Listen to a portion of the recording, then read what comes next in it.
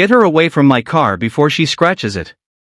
The little girl froze in the rain, one hand pressed against the tinted window of the black Mercedes, the other holding a torn cardboard sign that read, "Please help. My mom is sick." The man inside the car did not even look at her face. He only looked at her muddy shoes. His driver stepped out with an umbrella and said, "You heard Mr. Whitmore. Move along." The girl swallowed hard. Her lips were blue from the cold. Her jacket was too thin for a Chicago November night. But she didn't cry. She simply looked through the window and whispered, "Sir, please. My mom said your company helps people." The man finally lowered the window 2 inches. His silver watch flashed under the city lights. "My company helps people who work," he said coldly. "Not people who beg." Then he reached into his wallet. For 1 second, the girl thought he was going to help her. Instead, he pulled out a business card, dropped it into the wet street, and said, "Tell your mother to stop teaching you to bother strangers." The driver shut the door. The car pulled away. And the little girl bent down in the rain to pick up the card. Whitmore Global Holdings. Ethan Whitmore, CEO. She stared at the name. Then she turned the card over. And when Ethan Whitmore arrived at his luxury hotel 20 minutes later, he had no idea that the homeless child he had just humiliated carried the one last name he had spent 20 years trying to forget. Her name was Lily Monroe. She was 11 years old, small for her age, with quiet brown eyes that had already seen too much. For the past 6 months, Lily and her mother, Grace, had been sleeping wherever they could in Chicago. Some nights in a women's shelter. Some nights in the back room of a church. And on the worst nights, under the heating vents near Union Station. Grace Monroe had not always been homeless. She used to be a nurse at St. Mary's Medical Center, the kind of woman who worked double shifts and still came home with enough softness in her voice to sing her daughter to sleep. She wore white sneakers, kept peppermints in her pocket, and believed every person deserved dignity, even the ones the world had already judged. But life can fall apart quietly. First came the hospital layoffs. Then came Grace's illness. Then came the bills. Then the eviction notice. By the time Grace finally admitted she needed help, almost everyone she had once helped had disappeared. Except Lily. Lily never disappeared. Every morning, she folded their blankets. Every afternoon, she stood outside restaurants, gas stations, and office buildings, asking strangers for change. Not for toys. Not for candy. Not even for herself. For medicine. Because Grace had a heart condition that grew worse when she was cold, hungry, or stressed. And that night, Grace was all three. She was lying on a bench outside a closed pharmacy, wrapped in 2 donated coats, breathing with difficulty as Lily ran back to her. "Did anyone help?" Grace asked weakly. Lily hesitated. Children learn very early when adults are fragile. She slipped Ethan Whitmore's business card into her pocket and forced a smile. "A lady gave me $4, she said. Grace closed her eyes and whispered, "That's good, baby. That's enough for soup." But it wasn't enough. Not for medicine. Not for a doctor. Not for a warm place to sleep. Across the city, Ethan Whitmore stepped into the marble lobby of the Grand Palmer Hotel, surrounded by photographers and business leaders. He was the kind of man people moved aside for before he even asked. At 48, Ethan had built one of the largest real estate and hospitality companies in America. Hotels, office towers, luxury apartments, restaurants, private clubs. If there was money in a city skyline, Ethan Whitmore had touched it. He was respected. Feared. And almost impossible to reach emotionally. That evening, he was hosting a charity gala for Whitmore Foundation, a glossy event where wealthy donors paid $10,000 a plate to talk about ending homelessness while sipping champagne under crystal chandeliers. Ethan walked onto the stage in a tailored black suit. The applause was immediate. He smiled for the cameras. "At Whitmore Global," he said, "we believe compassion is not just a word. It is action." The room applauded again. But near the service entrance, a hotel security guard noticed a small figure slipping inside. Lily. She had followed Ethan's car from several blocks away, not because she wanted revenge, but because she saw the words Charity Gala printed on the invitation board outside the hotel. Maybe, she thought, if he saw her mother, he would understand. Maybe important people only helped when you asked in the right place. Lily walked through the side hallway, carrying a plastic bag with Grace's medical papers inside. Her wet shoes squeaked against the polished floor. A waiter nearly dropped a tray when he saw her. "Hey," he whispered. "You can't be back here." "I just need to talk to Mr. Whitmore," Lily said. "Please. My mom is sick." The waiter looked at her torn sleeves, then at the ballroom filled with millionaires. His face softened. But before he could answer, a woman in a red evening dress stepped into the hallway. Vanessa Whitmore. Ethan's wife. Beautiful, controlled, and always aware of who was watching.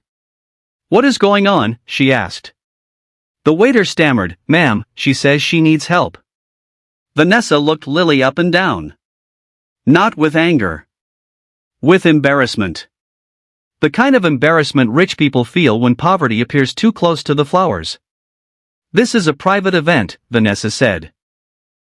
"My mom was a nurse," Lily said quickly. "She's sick outside, and Mr. Whitmore. Mr. Whitmore is busy. I have his card." Vanessa's eyes narrowed. Lily pulled the soaked business card from her pocket. Vanessa took it with 2 fingers, like it was dirty. Then she gave it back. "You need to leave before security gets involved." Lily's voice shook. "Please. He told me his company helps people who work. My mom worked her whole life." For the first time, Vanessa's expression changed. Not pity. Fear. Because a nearby donor had heard the child's words. Then another. A few guests turned toward the hallway. Vanessa lowered her voice. "Little girl, listen carefully. This is not the place for your story." Lily looked past her, into the ballroom. Ethan stood on stage beneath a giant screen that read, "Building Hope for Every Family." And something inside Lily broke. She stepped around Vanessa and ran into the ballroom. The room gasped. Security moved fast, but Lily was faster. She reached the front of the stage, holding the plastic bag high. "Mr. Whitmore," she cried. "Please help my mom." The microphone caught her voice. Every conversation stopped. Ethan froze. Cameras turned. Lily stood under the bright lights, soaked from the rain, trembling but still standing. "My mom is outside," she said.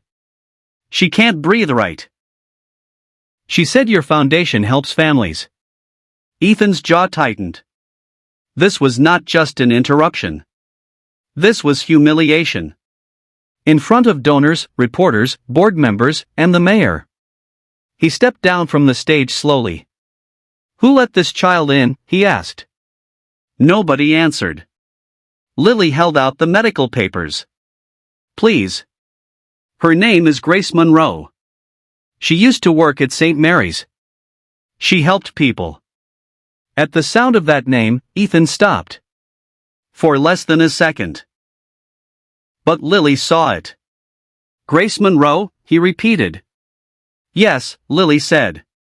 "That's my mom." Ethan's face hardened again, but something behind his eyes had shifted. Vanessa rushed beside him and whispered, "Ethan, handle this now." He looked at Lily. Then at the cameras. Then at the donors. "This young lady is confused," he said, forcing a smile. "Our staff will connect her with the proper city services." Lily shook her head. "No. Please. She needs a doctor tonight." Security reached for her arm. Lily pulled back. And when they did, the plastic bag tore open. The papers scattered across the floor. A hospital discharge form slid near Ethan's polished shoe. He bent down, not because he wanted to help, but because the cameras were watching. Then he saw it. Patient name, Grace Monroe. Emergency contact, Lily Monroe. And below that, written in faded ink on an older document tucked behind the medical forms, was a birth certificate. Child's name, Lily Rose Monroe. Mother, Grace Helen Monroe. Father, unknown. But clipped to the birth certificate was a photograph. Old. Bent. Water damaged. A younger Grace, smiling in a nurse's uniform, standing beside a young man in a mechanic's jacket. Ethan picked it up. His fingers went still.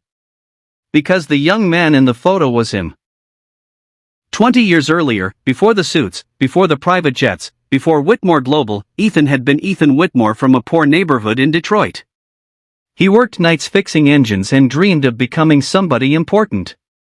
Grace Monroe had been the only person who believed he could. She brought him food when he worked late. Helped him study for business school entrance exams. Sat beside him in the hospital when his father died. And when Ethan got his first big chance in Chicago, he left with a promise. I'll come back for you. But he didn't. He changed his number. Changed his circle. Changed his life. And when Grace tried to reach him, Vanessa, who was not his wife yet but already knew what kind of man he was becoming, made sure the messages never reached him. Or so Ethan told himself for years. But the truth was uglier. At some point, he had stopped looking back because looking back made him feel small. And Ethan Whitmore hated feeling small. He stared at the photo. The room had gone silent. Lily looked at his face. "Do you know my mom?" she asked. Ethan could not answer. Vanessa stepped closer. "Ethan," she whispered sharply. "Do not do this here." But the damage was already done. A reporter raised her phone. "Mr. Whitmore, is that child connected to you?" Ethan looked at Lily again. Her eyes. Grace's eyes. His breath caught in his throat. "How old are you?" he asked. 11, Lily said. Ethan's world narrowed. 11. Grace had written to him 11 years ago. He remembered the letter because he had held it in his hand for 5 seconds before Vanessa took it and said, "It's probably another person asking for money." He had never opened it. He had chosen not to open it. That choice now stood in front of him in wet sneakers. Suddenly, a hotel employee ran into the ballroom. "There's a woman outside," he said. She collapsed near the entrance. Lily screamed, "Mom!" She ran. This time, Ethan ran after her. Out through the lobby. Past the fountains. Past the valet stand. Into the cold rain. Grace lay on the sidewalk, one hand gripping her chest, her breathing shallow. A church volunteer knelt beside her, trying to keep her awake. "Mom!" Lily cried, dropping beside her. Grace opened her eyes. She saw Lily first. Then Ethan. For a moment, pain disappeared from her face and something older took its place. Recognition. Disappointment. A wound reopened by a face she had spent years trying to forget. "Ethan," she whispered. He knelt beside her, his expensive suit soaking through in the rain. "Grace," he said. "Why didn't you tell me?" Grace gave a weak, bitter smile. "I tried." Those two words hit harder than any accusation. An ambulance arrived within minutes. Ethan rode with them. Vanessa stood under the hotel awning, watching him climb into the ambulance beside a homeless woman and a child with his eyes. For the first time in years, Ethan Whitmore did not care how it looked. At St. Mary's Medical Center, the same hospital where Grace had once worked, doctors rushed her into emergency care. Lily sat in the waiting room with a blanket over her shoulders, staring at the floor. Ethan stood across from her, unable to move closer. He had negotiated billion-dollar deals without blinking. But he did not know how to speak to the daughter he might have abandoned. Finally, he sat beside her. "Lily," he said softly, "did your mom ever tell you about me?" Lily nodded without looking up. She said you were someone she loved when she was young. Ethan closed his eyes. What else did she say? Lily's voice was small. She said you became important. The words should have sounded like praise. They sounded like a sentence.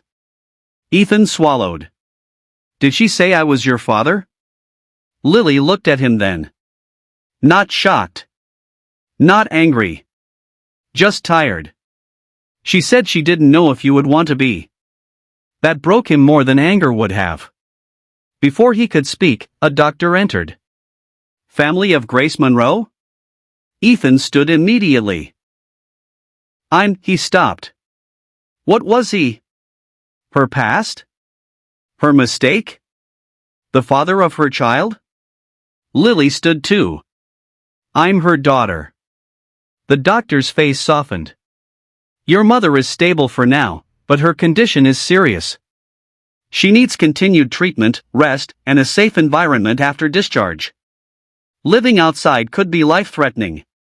Lily nodded like an adult accepting impossible news. Ethan stepped forward. She'll have the best care available. Private room. Specialists. Whatever she needs. The doctor nodded and walked away. Lily turned to him. We don't need fancy, she said. We just need her alive. Ethan had no answer. Because for the first time, his money felt both powerful and completely useless. By morning, the story had spread. Videos from the gala were online. Rich CEO refuses homeless girl, then follows her to hospital. News vans parked outside St. Mary's. Whitmore Global stock dipped. Board members called. Vanessa called 12 times. Ethan ignored every call until his chief legal officer arrived at the hospital. Ethan, he said quietly, we need to discuss public response. Ethan looked through the glass at Grace sleeping in the hospital bed, Lily curled in a chair beside her. Not now. This could damage the company. Ethan turned slowly. A woman almost died outside my charity event, and you're worried about damage? The lawyer lowered his voice. I'm worried about exposure. If the child is yours. She has a name, Ethan snapped. Her name is Lily. The lawyer fell silent. Then Vanessa arrived. Perfect hair. Perfect coat. Perfect anger hidden behind a calm face. She asked to speak privately. Ethan followed her into an empty chapel near the hospital lobby. For a moment, neither spoke. Rain tapped against the stained glass windows. Vanessa crossed her arms. You cannot let emotion destroy everything you built. Ethan stared at her. Did you know? Vanessa looked away. That was enough. Did you know Grace had a child? He asked. Vanessa exhaled. I knew she was trying to pull you back into a life you had outgrown. A child, Vanessa. She never proved anything. She tried to contact me. You were building something. Ethan's voice lowered. You took the letter. Vanessa's eyes sharpened. And you let me. The truth landed between them. Cold. Ugly. Undeniable. Because Vanessa had hidden the door. But Ethan had chosen not to open it. He sank onto a wooden pew. I was poor once, he said. I know what it feels like when people look through you. And last night, I looked through my own daughter. Vanessa's face softened for the first time. Ethan, we all make choices to survive. No, he said. We make choices. Then we call them survival when we're ashamed. That afternoon, Ethan walked into Grace's hospital room. Lily was reading from a school library book, sounding out words slowly while Grace listened. When Grace saw Ethan, she did not smile. Can we talk? He asked. Grace nodded. Lily stood to leave, but Grace held her hand. She stays. Ethan accepted that. He sat down. For a long moment, he just looked at the woman he had once loved. Not the memory. The real woman. Thin. Tired. Still proud. I'm sorry, he said. Grace looked away. That's not small enough for what happened. I know. You didn't just leave me, Ethan. You left the version of yourself that knew how to care. He nodded, because denying it would only make him smaller. I saw the photo, he said. I saw Lily's birth certificate. I need to know the truth. Grace's eyes filled with tears. She's yours. Lily stared at her mother. Then at Ethan. The room seemed to stop breathing. I didn't tell her because I didn't want her growing up waiting for a man who might never come, Grace said. A child should not have to beg for a father. Ethan's face crumpled. Lily's voice trembled. So, he is my dad? Grace squeezed her hand. Yes, baby. Lily stepped back as if the floor had moved under her. Ethan rose slowly. Lily. No, she said. One word. But it carried every cold night, every empty stomach, every time she watched her mother pretend not to be scared. You called me a beggar, she said. Ethan's eyes filled. I did. You said my mom didn't work. I was wrong. You dropped your card in the street. I know. Lily's tears finally fell. We weren't asking because we were lazy. We were asking because nobody saw us. Ethan nodded. And for the first time in many years, he did not defend himself. You're right, he whispered. I didn't see you. The next few days changed everything. Not because Ethan made one public apology and returned to his life. That would have been easy. Instead, he did something harder. He told the truth. At a press conference outside Whitmore Global headquarters, Ethan stood without a prepared speech. Reporters shouted questions. Board members watched nervously. Vanessa stood far behind him, knowing the world she had protected was cracking open. Ethan adjusted the microphone. Last week, he said, I refused to help a child who needed me. Not because I had no money. Not because I had no power. But because I had allowed success to make me blind. The cameras clicked. That child is named Lily Monroe. Her mother, Grace Monroe, once helped me when I had nothing. And I failed them both. A reporter shouted, Are you confirming Lily Monroe is your daughter? Ethan's voice did not shake. Yes. A wave of noise moved through the crowd. He continued. I cannot undo the years I lost. I cannot buy back the nights they were cold. But I can stop lying about the kind of man I became. The next announcement stunned the city. Ethan resigned from the Whitmore Foundation board and replaced himself with a council of former social workers, nurses, housing advocates, and people who had actually experienced homelessness.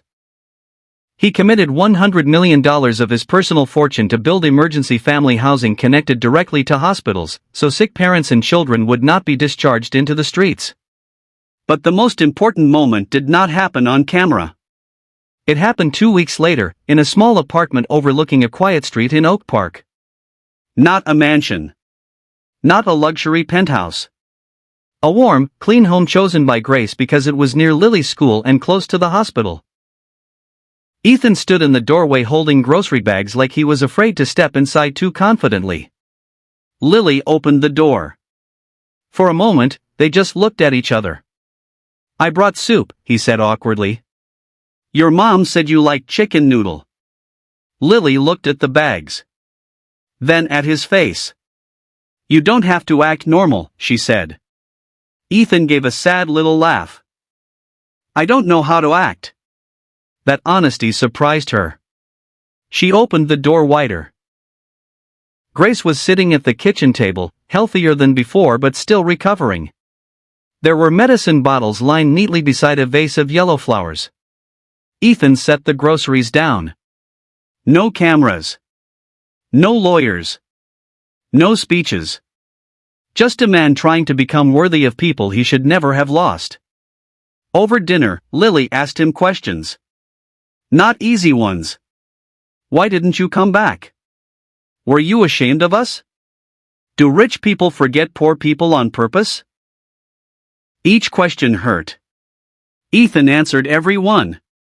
Sometimes badly. Sometimes through tears. But he answered. And that mattered. Weeks turned into months. Ethan did not suddenly become a perfect father. Stories do not heal that cleanly. Lily still flinched when promises sounded too big. Grace still carried years of disappointment in quiet places. Ethan still reached for work when emotions scared him. But he showed up. At doctor appointments. At school meetings. At Lily's winter choir performance, where he sat in the second row and cried before she even started singing. One night, after the performance, Lily found him standing outside the auditorium, wiping his eyes with a handkerchief. "You're crying?" she asked. He laughed softly. "I guess I am. You didn't even know the song." "I know," he said. "But I knew the singer." Lily looked at him for a long time. Then she reached into her coat pocket and pulled out something folded in plastic. His old business card. The one he had dropped in the rain. "I kept it," she said. Ethan stared at it, ashamed. "I'm sorry, that's the first thing I ever gave you." Lily nodded. Then she placed it in his hand. "You can keep it now." "Why?" "Because I don't need proof of that day anymore." Ethan looked at her, barely breathing. Lily's voice softened. "I'm not saying everything is fixed. But Mom says people can become better if they tell the truth and keep showing up." Ethan closed his fingers around the card. Then Lily did something he did not deserve. She hugged him. Not tightly. Not for long. But enough. And Ethan Whitmore, the man who once owned towers across America and still felt empty, stood in a school hallway holding his daughter for the first time. A year later, the old Grand Palmer Hotel hosted another event. But this time, there were no champagne towers. No $10,000 plates. No speeches about compassion from people who had never missed a meal. The ballroom was filled with nurses, shelter workers, volunteers, teachers, and families who had survived the kind of nights most people never see. On the stage stood Lily Monroe. 12 years old now. Hair neatly braided. Voice shaking, but strong. Behind her was a sign for the first completed Monroe House, a family recovery shelter named not after Ethan, but after Grace. Ethan sat in the front row beside Grace, who held his hand quietly. Lily looked at the crowd. "When my mom and I were homeless," she said, "I thought help was something people gave only after they decided you deserved it." The room grew still. "But my mom taught me something different. She said nobody becomes invisible by accident. People become invisible when the rest of us choose not to look." Ethan lowered his head. Lily continued. "So if you see someone struggling, don't look at their shoes first. Don't look at their clothes. Don't look at what they lost. Look at their name. Look at their story. Look at them like they belong to somebody." Her eyes moved to Ethan. "Because they do." The applause began softly. Then rose until the whole room stood. Ethan did not clap at first. He couldn't. He was too busy remembering a rainy night, a dirty window, and a little girl he almost threw away because he thought her life had nothing to do with his. But life has a way of returning the truth to your doorstep. Sometimes wearing muddy shoes. Sometimes carrying a last name. And sometimes asking one simple question that can break a man open. "Will you help me?" Ethan had answered wrong once. For the rest of his life, he made sure he never answered wrong again.